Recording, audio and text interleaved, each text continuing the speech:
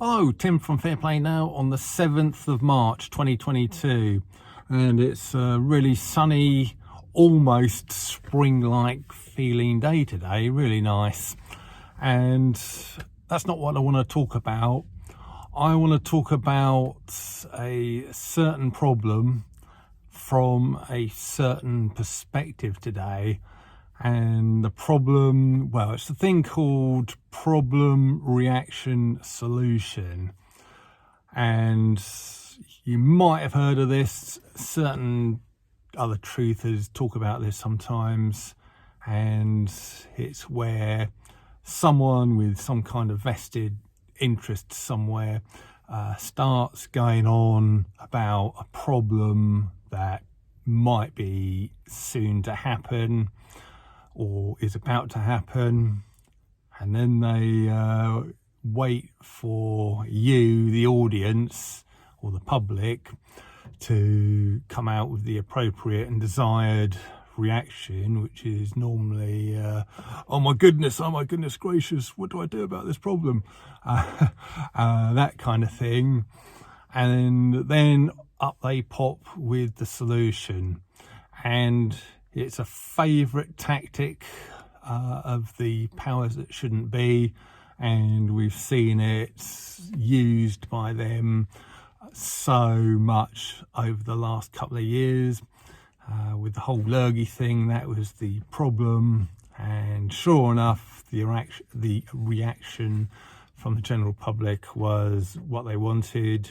And then they offered, well, you know what the solutions were that they offered, and it's a way that they make money and gain control over people, influence over people. But I'm not going to talk about them today. I'm going to talk about people who kind of more on our kind of side, who engage the same kind of tactics. I just want to give you a little bit of a heads up about it, really, if you're not sort of too sure about it at the moment. But many years ago, just after the financial crash, just when we're kind of starting to come out of that, so we're probably talking around about 2010 time, this guy, I came across this guy called Mike Dillard, who sort of popped up, and he's an American guy, very slick talking, kind of salesy sort of guy. And he was talking about all of the financial problems that may well happen. You know, the financial system is going to crash 100%. You know, the financial crisis that we've just seen is nothing compared to what is going to be coming soon. And, you know, if you're not prepared, you're probably going to be wiped out. Your pension's going to be wiped out. Your savings are going to be wiped out.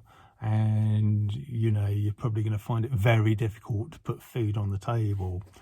And he was kind of talking about this problem, expecting a reaction, but lo and behold, it turns out that he had like a course or this program that he was selling for about $1,000, somewhere around about that sort of price point. And yeah, you know, you're going to have all these problems, but if you buy my course, you can avoid all the problems, and that's where your solution is. And I just kind of thought, he's pushing this too hard, and I didn't bother investing in it. And sure enough, yeah, I know there's problems with the financial system, but it hasn't been nearly as bad as what he was saying it was going to be like, bearing in mind that all these problems that he's talking about were going to be happening 2010, 2012 sort of time. And I just think these people oversell the problem, and in order to offer their solutions. And we fast forward to now, and we've got the same kind of people popping up sort of here and there, sort of again whipping up the problem in order to sell their solutions. And they're not necessarily trying to sell you $1,000 course. They might not be after any money, but they might be after your attention, or kind of new subscribers to their channel, or sort of Facebook following, or whatever it is, just attention seekers. So they might not necessarily be selling anything, but I know, as far as I'm concerned, I kind of look at all of these people, and when I see the whole problem, reaction, solution thing popping up, I just think, what is your angle? What are you trying to get out of this? What money are you trying to make? What influence are you trying to gain? And there are a lot of people, both on the powers that shouldn't be side, but also on our side, who are trying to do these kind of things. And I just really wanted to put that on the table, to discuss that with you and see what your thoughts are on this thing in the comment section below. And I just think we need to be wary of these characters who pop up, tell you a load of doom and gloom, and then turn around and offer some kind of solution.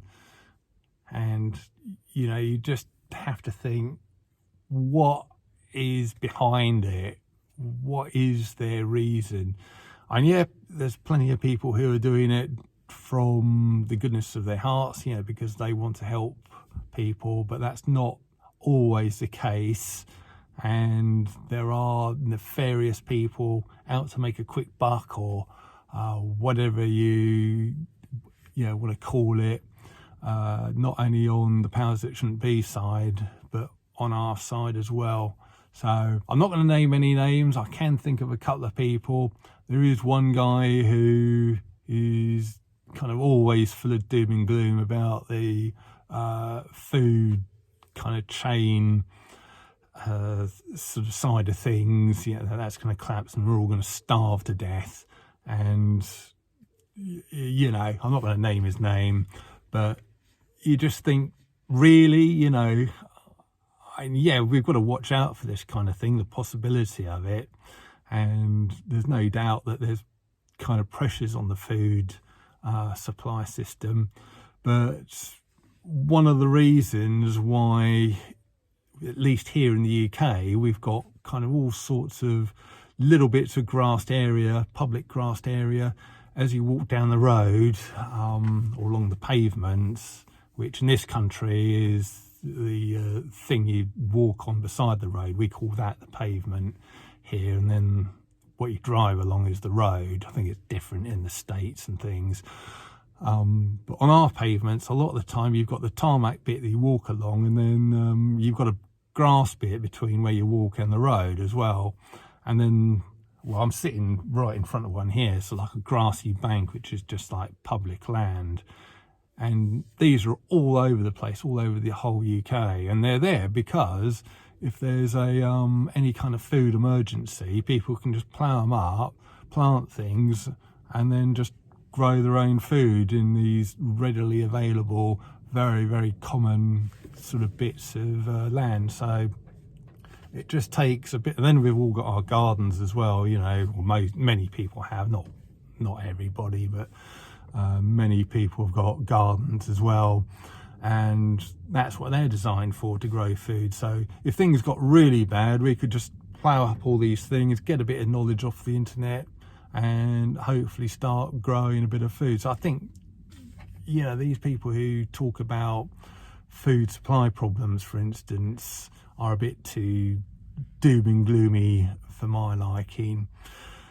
Anyway, there's just a few thoughts there. I think there's just too much doom and gloom around at the moment, and there's always a bright side to everything. There's always a solution to everything, and these solutions aren't necessarily something that you have to pay loads of money for, or indeed get sort of really worked up and uptight about.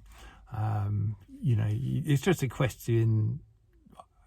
Yeah, well, my motto is prepare for the worst but hope for the best, and it normally kind of works. Well, up to now it's worked for me really well. Anyway, I'm going to leave it there. We've just gone over 10 minutes of chat here, so I'm going to go in and talking of food, going to go and get a bit of lunch, and yeah, I'll catch you later. Tim from Fair Play Now. Thanks for watching.